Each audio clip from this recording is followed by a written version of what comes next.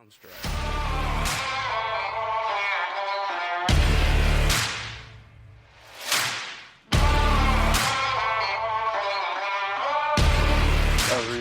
message, I'm sorry. See, guys, this is what I deal with every day. Because I'm Hunter.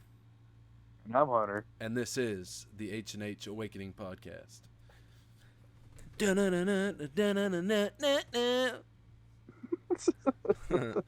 But yeah, guys, welcome back to episode... Damn. 21. We're recording this one a little later in the week, so I'm a little behind on what episode this is. 21. Is it 21? I thought it was 22. Is it 21? 21. 21. All right. Well, welcome to... No, this is 22. Is it? Yep. Like I thought. Oh. Whoa. Yeah, because 21 was WWDC 23 and the future of H&H Awakening podcast. Oh, yeah. Okay. So that makes sense. Anyways, yeah. As you can see, we've been busy. I'll go ahead and fill you in a little bit because by the time this podcast comes out, the people that need to know will already know. But I've been busy this week working on moving forward in life to another career path while I'm doing this. So I just been slammed with a bunch of things I need to get done. So that's why this podcast is coming out a little later. But anyways, yeah, welcome to episode 21, or 22. Gosh darn it, you made me say it. 22. So yeah, basically we're talking about this episode. We're thinking about, we're 5 months out from deer season, which I think actually technically bow season, I believe, is either in the beginning of November or at the end of October. I want to say October. See, I grow up bow hunting and I can't even remember. What is the first day of bow season in Texas? Which some counties it may limit.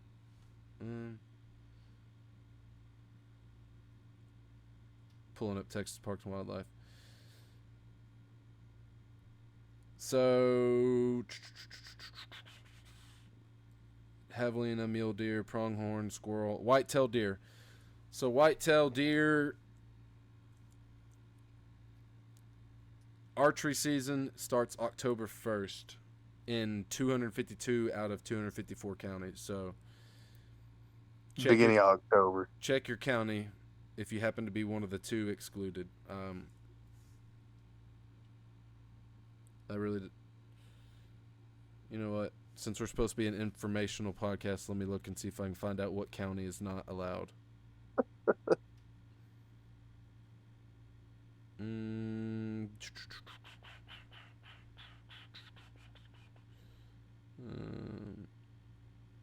Okay. So the two counties, the two counties are far West Texas. It does. Really? Yeah, it's the little tip. So you have the Panhandle. And then it comes down and it goes over to that little tip of Texas. Yeah, like El Paso. Yeah, like the far West Texas border between Texas and New Mexico. Yep. I have the map on here. Do your research. Go on there and find out which two counties if you know which ones you are. But yeah, anyways, we got deer season coming up next few months, 4 or 5 months out, depending on what you hunt, everything. So today's episode, we thought we would kind of just go over what I do to prepare for deer season. Hunter, you've never deer hunted, right? Well, like you've never had your own place that you deer hunted on, to where you've had to prepare for it. Okay, so no, but I've still prepared for it. Well, I know. So what I'm saying is we'll get basically we're gonna go over how to prepare for deer season. Okay, guys, that's what we're doing. And by prepare for deer season, I'm not just talking about buying clothes. I'm talking about getting your land ready, which, if you're like me and most people in Texas, I mean, it's a year-round process. You're always feeding everything. But we're talking these last few months, crunch time, what you're doing, kind of going over that. So, oh, I had a bad hiccup.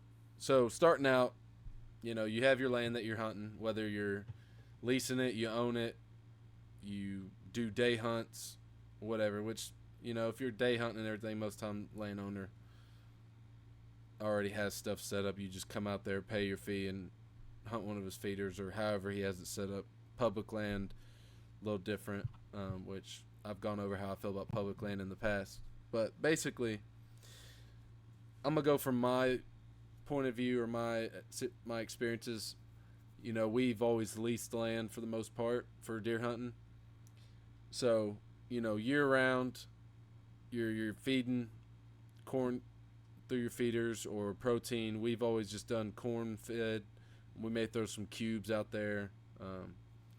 During after deer season, like the next month or two after deer season, that's when we're doing like a lot of our hog hunting, cow hunting, and everything. Mainly cow hunting. So a little bit different of what we're doing there. But once you start getting into your later months, we're in June now, right? Yeah, June, July. That's as you're getting closer to deer season. That's when you're going to want to dial back on your hog hunting, dial back on your cow hunting. Now, this is a situational based thing. If you just have an abundance of deer and you can go in there and murder pigs year round and it doesn't affect the deer, then you got a gold mine. But our situation's typically been as you're getting closer to deer season, you're wanting to make your trips less and less frequent and your disturbances less and less frequent. So by that I mean, if you're cow hunting on your land, that same land that you deer hunt, or you're hog hunting on the same land, you want to start dialing back those hunts. Not going out there every night, mowing down 10, 15 pigs, however many. Not wanting to go out And there and call every night. Now, at night, it's not going to affect as much because, can't deer hunt at night. So the most you're going to do is you're going to disturb maybe their bedding or if your deer's like us, our place, your deer are pretty nocturnal, so they're probably at the feeders. But just as a safe precaution, start dialing back your hunting habits as you're getting closer. We typically start dialing back our hunting activity on our deer lease about July, August at the latest. What were you going to say?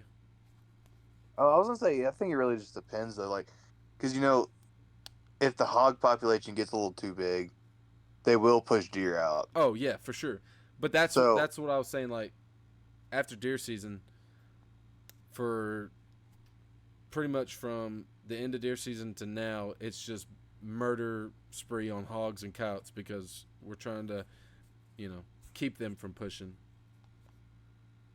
yep, Which, real quick, story has to do with the same thing, but just going back in time. We finally got on so I've been deer hunting every year of my life, and then the last 2 years we didn't have a deer lease. Well, this past season we got on the deer lease that we finally found 2 days after deer season started, and we ended up getting out there. My dad bagged a nice buck. My grandpa got a really nice buck. I think my dad's was a 16-inch spread. My grandpa's was about 16, 17. Then my mom had like damn near 17 and a half inch spread on the inside. I don't remember how many points or what the exact score was on theirs.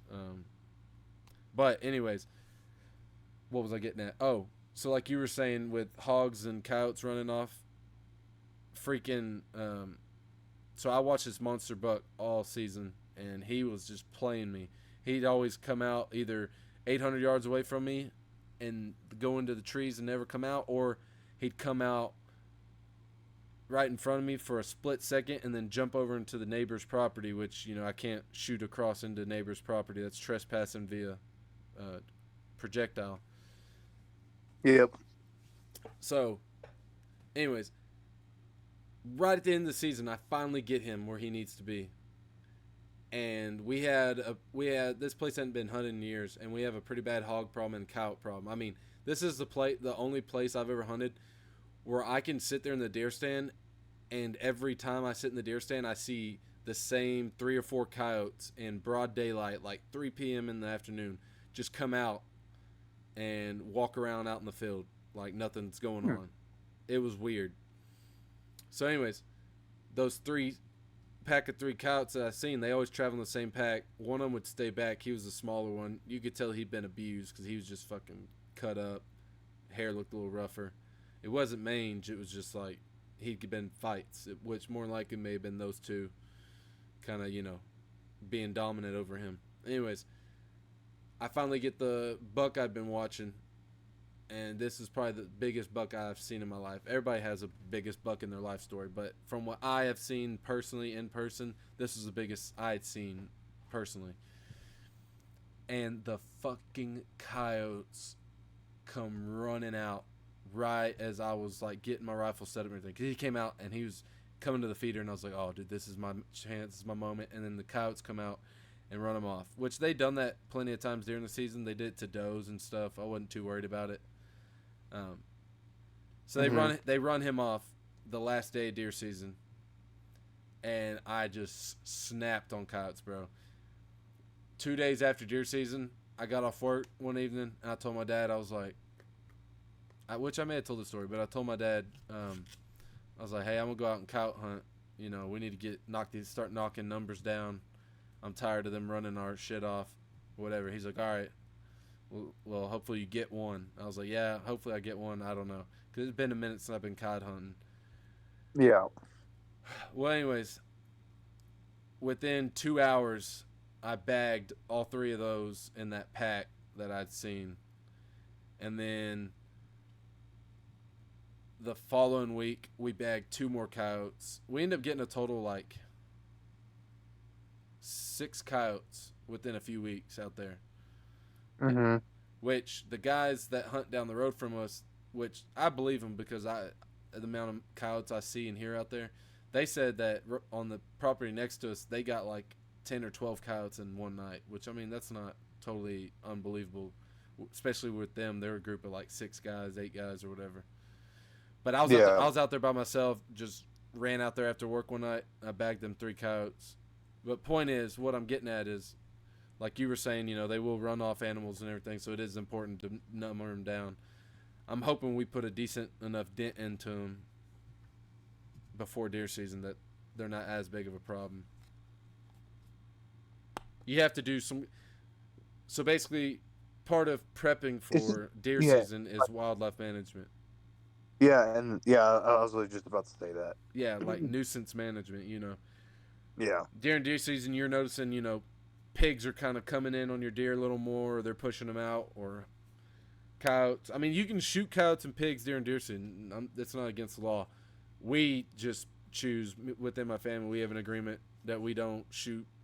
We try not to shoot pigs or coyotes during deer season until at least everybody gets, a deer or two, just because we don't want to disturb anything. But what we found out this season, our deer don't give a shit. Because I shot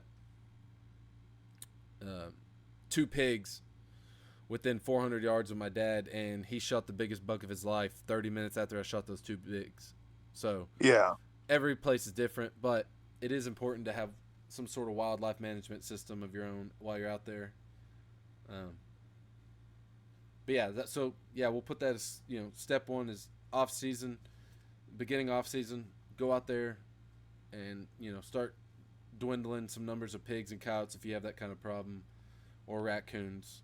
Um, just because if you do have a place where the deer are a little more finicky, you can go out there and make all that noise and disturbance early in the off season, and then give them longer in the off season, later at the later portion, to kind of get more back and comfortable. Yeah. Yeah, And then, you have anything you want to say?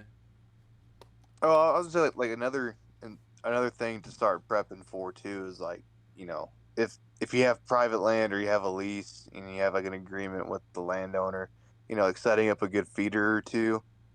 Um, and it depends on like how much land. I know there's a lot of debate in that, in like in the hunting world, on how many acres per feeder. Um, I know the place that I've hunted out in West Texas, I think they did probably one feeder every 250 acres. I think that's what it was. 250 Like acres or 250 yards? 250 acres. God damn. But no, it's probably a little bit less than that.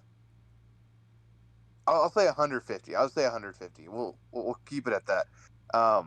That's a pretty Because spread out. yeah, it's pretty spread out. It's because they have. I think they have. If I remember correctly, there's five feeders. They don't really hunt, so like they live off like in like a or they don't live. The property is like off of like a cap rock, so it's like a Mm, canyon basically, and a part of it is like if you shoot a deer, it's gonna be almost impossible to get it. Like it's just so brushed up and everything. So they really just cut it in half. Half of it's hunting, half is not. I think they have five feeders on half of it, so 400 acres ish or so. yeah. It's probably about 75 acres per feeder. But they also spread them out so like you can uh what's it called? You don't accidentally shoot another blind or something like that, right? Yeah. For hunter Uh, safety. yeah. But they did it to where like because it's still kind of it's weird to say this, but there's like hills out there, and they have like the blinds on not on top of the hills, but like in between the hills, so you can't see another blind from other blinds. So, Where's this at? Don't give like the exact place, but just like what area? uh, Panhandle. Oh, like where Megan lives area? No, no. Farther up? It's let's see. It's like I'm trying to give a good. It's like it's like west of Abilene, like northwest of Abilene, Oh, okay. but it's not all the way to Lubbock. It's like I don't know the exact town that it's in. I don't want to say the town Yeah, yeah, yeah. that it's right next to it. But yeah, it's pretty, it's beautiful out there during the winter because it's kind of chilly, but it's not too cold. But Mm. I like it. A lot of mesquite trees. But see, like, another weird thing. I don't know if you've ever seen them. Have you ever seen a hybrid between a whitetail and a mule deer? I feel like I have. I mean, I've heard of it happening, but I don't know if I've actually seen. I've never seen one in person. Yeah, they're weird looking. Let's see. Like they have like the neck and like the color of like a mule deer, but then their tail is white. Or like their body shape is different. It's really fucking it's different. It's different with each of them. But So, like, if the one I'm looking at, it looks like a mule deer, but then they got a white tail under it with a black stripe on their tail. yeah, like it's weird. But that that's just been kind of an issue out there. It's like that kind of breeding. So Okay, hold on. Why um, why won't it open this window?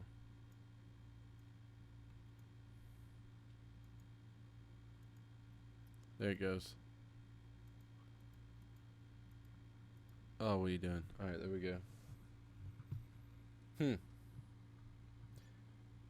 I feel like I definitely. I mean, it just looks like a white or a mule deer, like a with a white tail. yeah, or like a bigger white. It looks like a beefier white tail, like a white tail with the mule deer's body. Yeah, and there's some of them that are like a mule deer with a white tail's body, Yeah. like flipped. Um, and then if you see like a spike, I never saw it, but I heard rumors out in that area. There's a Spikezilla. it's probably about a what? You talking about like the Spikezilla? No, no, it wasn't big, but um, that wasn't no, it wasn't a spike. It's probably about 1.5, 2 years old for a buck. Too small to shoot, but one antler Well, was a whitetail, the age and doesn't. the other antler. No, I know it doesn't, but sometimes. But one antler was a whitetail, and the other antler was a mule deer.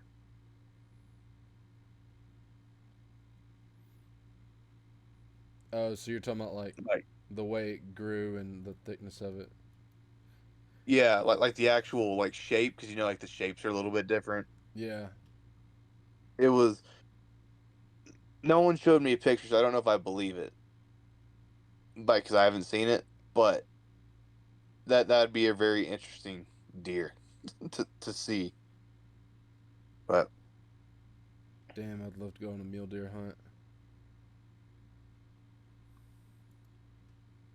ooh. So for those watching, here's a reference picture of just a straight mule deer. I mean, it's not like crazy difference between a.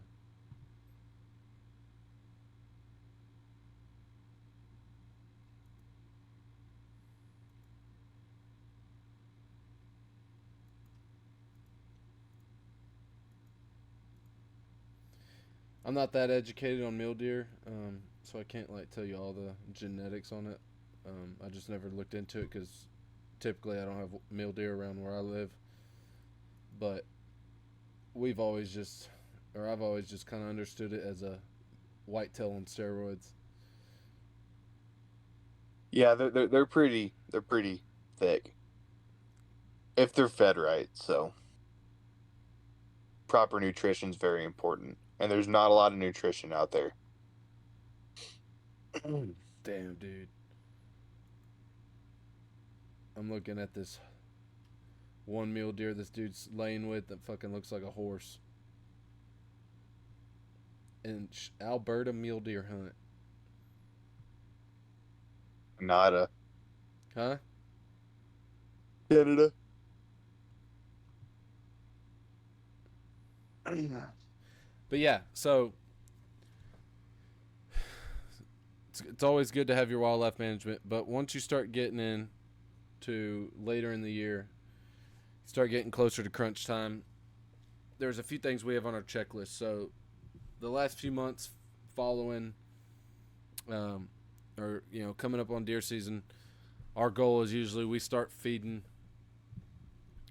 more, less visits, and then we'll go in, start making sure the feeders are full, and then we'll start checking cameras and seeing, okay, we've got these deer have been regularly coming this feeder, these deer are coming this feeder, or they're staying this long. Basically, starting to notice, observe their habits, their daily trails are going on. Just what we're trying to figure out, what are they doing this year? Okay, we got last year this buck would only stay in this area. Well, now we're seeing him on this camera over here, so we're starting to get a feel for how we're going to hunt the year. Or we may decide, okay, well, shit, I haven't had anything on this camera in the last 2 months. So that's when we decide, may move the feeder, a couple hundred yards away or whatever. And within those last few months, we can kind of, basically, it's like a little grace period. Okay, well, right before deer season starts, because I don't want to do it during deer season, I'm not getting any action at this feeder. Let's move it down a couple hundred yards, see if it helps, and then we'll observe, because we'll give ourselves enough time to see if that worked. And then this is when we'll start doing more of the maintenance on the deer stands, which we've been hunting during off season for pigs or whatever, but just any last minute applications we need to do before the cold months hit for deer season. If we need to add a little more insulation to the deer stand, or fix a crack in the window, or whatever, repair the sealant, the roof, because never fails. Come deer season, it decides to rain, it's cold, and we have a leak in the roof of the deer stand or whatever. Or if you're running tree blinds, tree stands, ground blinds. Who's outside? Or basically figuring out what you're going to be hunting out, where you want to set it up. Last year you remember, okay, this tree stand that I was hunting out of, their bow stand, I hunted it during the season. Deer are coming out over here, they're still coming out over there on the camera, and I didn't really have a good alleyway to shoot because they're hugging the tree line. You can move that. Basically, what this prep time in these last few months before deer season starts is anything that you think you need to change. Um, so tools you'll need when you're doing this process, it all depends on your area, what kind of ground you have. Where I'm at, we are in rocky country. You dig maybe 5 inches, 6 inches in the ground, then you're hitting, you know, limestone or whatever rock under the surface. So it's a little bit harder. So then we need to bring a sharpshooter or a backhoe with an auger on it, or some sort of chisel on it. Just depends on your area. Um, like when you're hunting down South Texas, that's when you're gonna be doing a lot of ground hunting. You may dig a trench to get more level or get lower under the little shrubs they got down there, or say last year during deer season your area was getting a little flooded, so you could dig a little trench to kind of divert the water. For instance, we have one of our stands is right in front of a little, I guess you'd call it a little creek, or I don't know what you would technically call it. It was a man-made like trench that like almost like a little damn, I don't know what you'd call it. Because it's not big enough to be a river. Creek. Well, yeah, that's what I said earlier. Creek. Creek. Yeah. Yeah. Anyways, point is, last year during season when it rained, it kind of overflowed a little bit and got pretty close to floating the stand almost. Um, Not floating the stand, but being good enough that the stand can move a little bit more because of how much the water was up. So, for instance, this year we may take a little shovel and go out there and dig a little downward slope to just kind of help divert the water over into the stock tank over to the right. Doesn't have to be very deep or nothing. But our problem is they have cattle on our land too, so we got to watch out where we dig, because last thing we need is a fucking cow or bull or a little calf fucking stepping off in that hole and breaking a leg, and then owners wanting to know why we dug a hole that broke his $4,000 calf or whatever. Yeah, and then that ends up being, the 4-time county champion Yeah. cow. Now you have to pay him X amount of money for it. Yeah. So what we do usually, so like there's been times where we'll dig a little trench or whatever, and we'll fill it full of like candy and stuff for hogs, like during when we're trying to mow down some hogs, or we'll fill it full of just like a bunch of sour, real sweet, what's the word I'm looking for? Basically, hogs will eat anything, but they love that just kind of like a sweet sour smell to it. So we'll fill it full like just crumbled up Snickers and candy Diesel bars. and Kool-Aid. Huh? Diesel, corn, and Kool-Aid. Yeah, yeah. So that's also what I was going to get at. So what most people do is when they're making up a little batch for pigs, they'll put gas or diesel on it, because cows typically are pretty smart enough. Most cows, I've never seen it happen. I'm sure there may have been an accident somewhere, but most people, what they'll do is they'll take whatever feed they're putting out for the hogs and they'll pour gas or diesel over it, because the cows know not to eat it when they smell it, but pigs don't give a shit. Yeah. But then going into the tools you need. So look at the lay of your land. All right, am I gonna dig? Do I need to dig over here to, or do I need to drive some T-posts over here? What am I gonna need? Am I gonna need, you're gonna need a T-post driver? Am I gonna need a sharpshooter or something to break rock? That's things to think about as you're doing it. Maybe you're just now getting on this deer lease and you're getting it ready before season. So there's things to think about to bring Last thing you want to do is go out there to set stuff up and then you don't have the proper tools. So typically, what we have to bring is a sharpshooter and a T-post driver, and then of course T-posts, and then whatever you use. We use some places we'll use cattle panels to go around our feeders, or we use barbed wire because the deer can and pigs can still get through the barbed wire, but the cows won't typically. If you build it sturdy enough, they won't be able to push it over, and they're not going to jump over a 4 foot barbed wire fence that you built around your feeder. Yeah. Which cows are still going to stick their head through and eat corn. That's fine, but the main thing you don't want happening is because the cows don't realize how freaking heavy and massive they are, and they'll come up, knock your feeder over during deer season, and then you go out there and all your corn's gone because it all fell over and spilled out. Mm-hmm. Um, and then also depending on the application, what you're going to do. So if you're wanting to do, like for instance, you're putting a feeder out, I recommend putting some sort of fence or barrier around it. So no, you need to figure out whether you want to do barbed wire, cattle panel, whatever works best for you. Figure out those required materials. Get them out as early as you can, so that way the wildlife gets used to it. Because the last thing you want to do is the week before deer season, throw something new out in their environment, because then they're going to be freaked out. Some of them, Yep. some places that your deer may be educated enough that they don't give a shit. They're used to it. We've gotten pretty fortunate with ours because it's also farmland. They're running tractors and stuff in the fields next to it all day. So deer are used to people being out there, but they still come out and eat. They don't care. Because the owner had a feeder out there before just feeding them. And then moving into material needed. So this is when you need to decide, okay, what am I feeding this year? Am I feeding just straight corn? Am I feeding some sort of block or some sort of special feed or protein fed? Or am I going to do protein and corn? Where do I want to put them? We usually run straight corn for deer.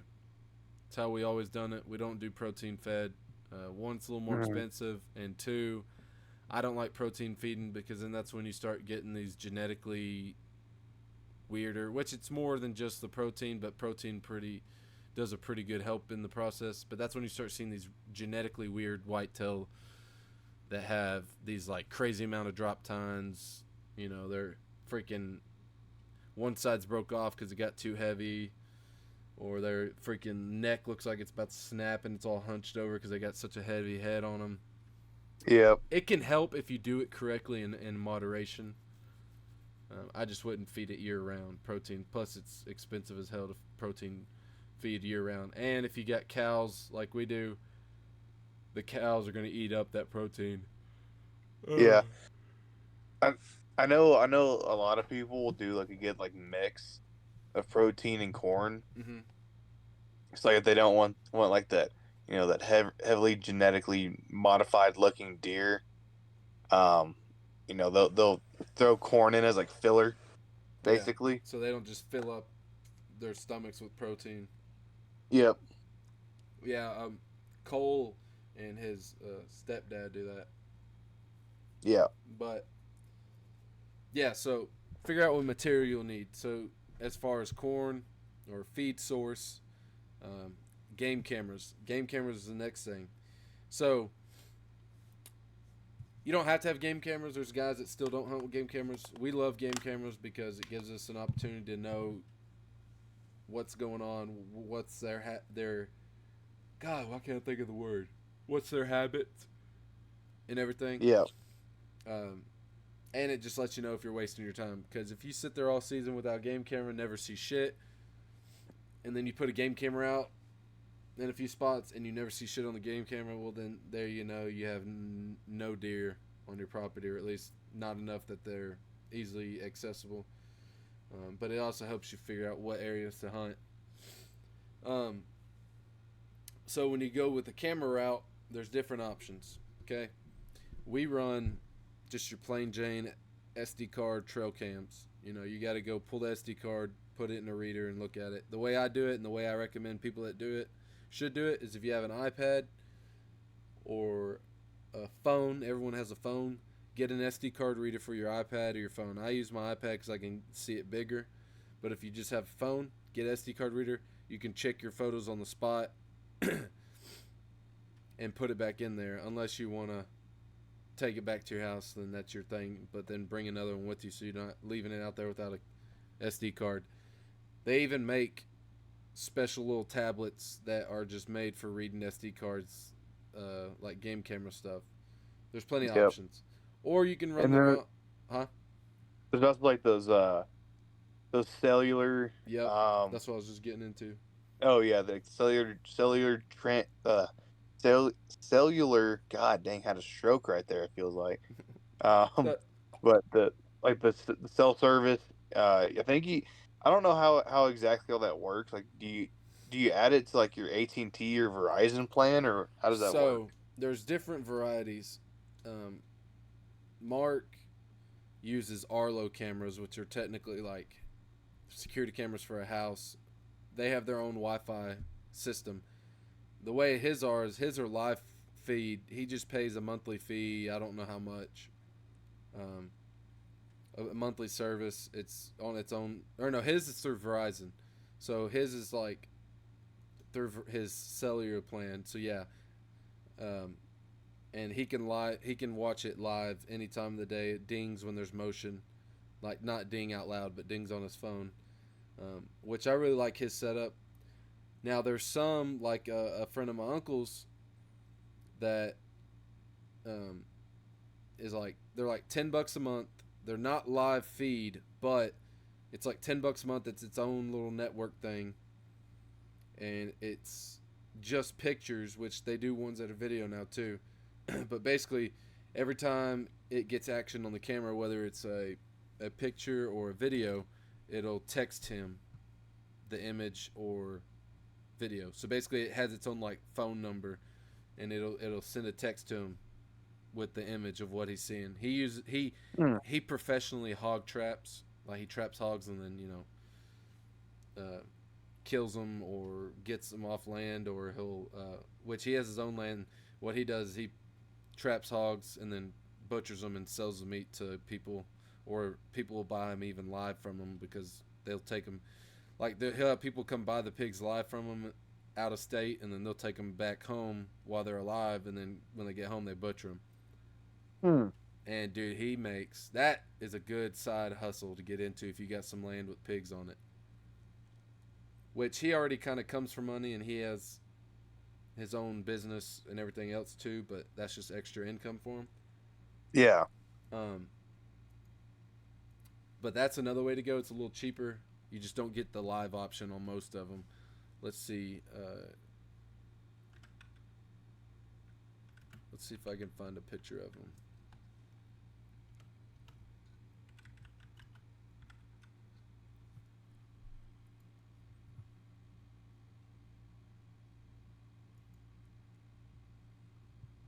I don't And then know. I don't know many brands of them, but I'm just gonna look on Academy's website.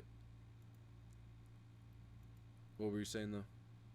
I was gonna start going into like, certain things that we could or people can look into getting while you're looking for a picture or something. So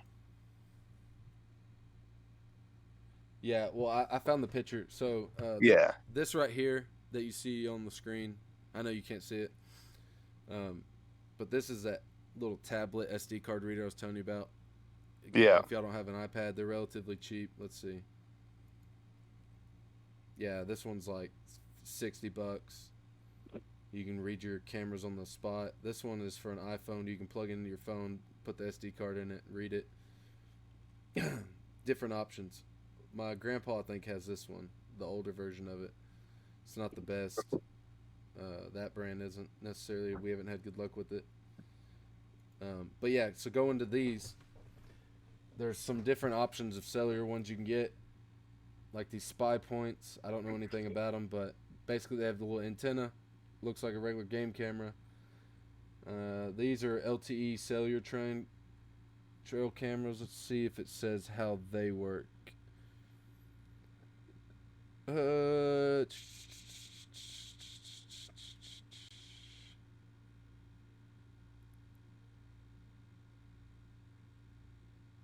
Okay, it doesn't say on the details exactly how their membership works or how much it costs. I mean, they may make some now that it's free, but I doubt it.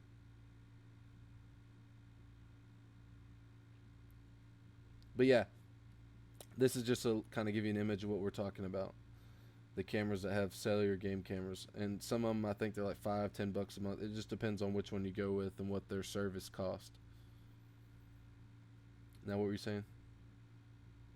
Oh no, no. If you're done talking about that, we can move on. Oh well, Unless you saw something you want to talk about with well it. yeah, I was going to talk about like setup location and stuff. Oh, okay. Yeah, yeah, So you can set up your game camera however you want. Put it where you want it to view, um, and you can adjust how sensitive it is, how many pictures it does, whether it does video, whatever.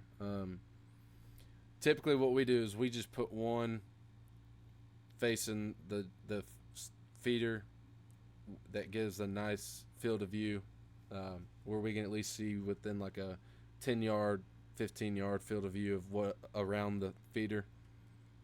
yeah, Um, they have different mounts for them, as you saw. What I just looked at, I don't know if it went. Yeah, so there's some that screw into a tree. We typically just take paracord and they have little loops on the back. Most of them do, and we just wrap it around the T post and drive a T post in the ground. Um, just because the ones in the tree, one, you have to sit there and twist into a tree. Two, when we did do the tree ones, we had problems with squirrels climbing on them and getting in the way and making it go off like crazy. I mean, squirrels can still climb up a T post, don't get me wrong, but typically you're going to get more action of squirrels and other things on a tree versus a T post in the ground. yep, Which they also make these you can drive in the ground. I don't like these because cows knock them over unless you fence around them, but then that's another extra thing you got to fence around. It's just easier to put them on a T post because it you know cows will come up and scratch their butts on a T post, but it's a little bit harder for them to knock over. Or we'll put them within the within the fence that we built for the feeder. yeah, But how often you check them, that's up to you. What we typically do is during the off season we'll go check them whenever we go out to fill feeders. During deer season, we'll hunt a week or two, and then we'll check the camera our next hunt while we're out there. Quickly trade them out, whatever, just to see what we're missing. Because like, say we go out there and hunt, we're only seeing a couple bucks, but we know there's more than that out there. Then we'll go check and see. Well, okay, turns out Big Boy that we've been watching is purely nocturnal. He's only coming at 10 at night.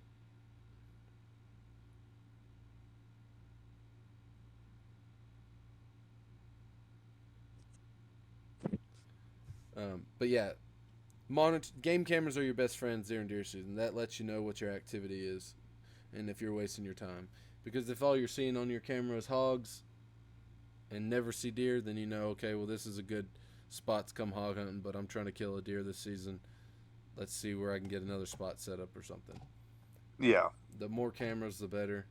You don't want to just run one or two on your spot unless that's all you can use. But we typically try to at least have 3 or 4 spots on our place, especially with me, my grandpa, my mom, and my dad all hunting. We all usually have a camera on at least each stand or at least each feeder. yep, Now, when it comes to stands, everyone's different. There's people who buy their own buy stands, pre-made stands, and there's people who build their own. We build our own just because we can build them the way we want them, and relatively cheaper. If you're one of those that don't want to build, there's nothing wrong with that. If you got the money for it, good. You can buy one. We just like building ours because we can build it the way we want for different applications. Like we have a stand that we built for bow hunting out of that had a little bit lower windows and better access because some of our stands we just built them with having rifle hunting in mind, so there's not really a whole lot of room to draw back in or none of that. Which I hate bow hunting out of a stand in general, anyways. Um, Ground blinds are nice at the beginning of the season before we get out there and put deer stands out. I just take a pop up blind in my backpack, throw it out and hunting it, or I'll just get somewhere pretty well hidden. But then you got to worry about being pretty camoed up and decented, Yeah. which And I think like another thing too that we kind of need to explain too is like this is mostly for Texas hunting yeah, or where public land really isn't accessible yeah. because So there's public land in Texas. It's not as common um, for safety reasons and money investment reasons. I don't hunt public land. I don't want to invest money in public land. I don't want to invest money on somewhere I'm hunting where I don't know who's out there, when they're out there, what they're doing, because there could be some idiot out there going out there and just murdering everything he sees, and it's disturbing your animals. It's harder to track their habits just due to you yeah, don't know where everybody's going. Um, I actually had a guy, because I was part of this hunting forum, I had a guy tell me how, which everyone's entitled to their own opinion, no problem with that, but this one guy felt the need. It was a 6'5" Creedmoor page or whatever, and everybody posts in deer season, what kills they got with their 6'5" Creedmoor. Well, I posted a few of my kills on there, and this guy felt the need to comment how stupid I was for having or for paying for a deer lease that all he hunts is public land, but he wasn't from Texas or whatever, which is, public land's a little different. I think he was a little bit farther up north. But he felt the need to write about how stupid I was for deer leasing and all this, and it's a waste of money, and how he pays cheaper for public land, which I get his point on that. But at the same time, he may be watching a monster buck out there on that public land, and then the day he decides to not go hunting, Billy Joe from down the street, who's hunting the same public land, knocks it out. At least on my land, with my family and everything, we can agree, okay, hey, I've been watching this deer, I call dibs on it if you have a pretty good agreement, or I've been watching this big deer, he's been coming out this time of the day, would y'all mind not shooting around that, or not hunting this time of day? With my family, we have the situation, we have agreements. Like, my dad had a deer he was watching for a little bit, so we had the agreement we'd all stay away from that area and try not to disturb it, because it kept consistently coming back, and we wouldn't shoot anywhere close that could disturb it. Different people have different situations, all according to you. God dang, dude, I got tired as a mother trucker all of a sudden. Um, but yeah, but in most states though that does have like a lot more public land, like Colorado, it's mostly in the mountains, and if you see somebody else, it's probably not a good sign that you're near somebody else, yeah, right? yeah. I don't like the fact of, because number one rule of gun safety is don't point your gun at something you're not willing to destroy. And the thing with public hunting is I'm out there hunting, and say I draw back with the bow, which bow's a little less chance of accidentally hurting someone. It's not going to go as far as a bullet. But point is, say I shoot a deer, bullet goes through him, or I miss, and I couldn't see some dude that decided to go hunting the same day, and he's sitting on the ground 30 yards behind some trees, and somehow he ends up getting hit. Well, then there you go. I got a manslaughter charge on me. It's just Yeah, there's too much risk for me to want a public hunt,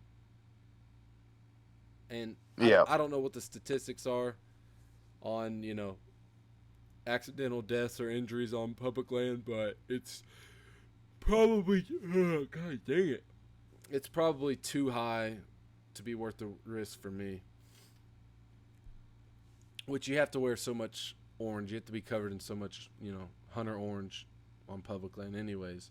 But yeah, not everyone abides by the rules, and it's not necessarily always as easy to notice someone in orange, bright orange. Oh, god dang it. agreed. All right. Well, I am about to fall asleep, and I know you're tired. So, do you want to end this and we can pick up on it? Huh? Yeah. We can do it. We can do that. All right. We're right at like an hour and 5 minutes, anyways. Too. So I Yeah. mean, we got a good thing out of it. But all right. Well, yeah, guys, we'll continue this, especially as we get closer to deer season and rolling out new episodes. Just heads up. Not saying it's going to happen, but with the next few weeks, I got a few things going on that I know may delay. I'm not saying it will, but there's a chance that we may have a delay in a week's episode where we may not be able to do it on Wednesday. It may be like this week where we have to do it on a Friday, just until I get everything sorted out that I'm going through right now and with Hunter's travel. So just a heads up, if Yep. you don't see the episode pop up on Wednesday, it may be delayed. We'll try to do good about posting on Instagram and everything, letting y'all keep up to date. But like we've told y'all before, this isn't our full-time gig, so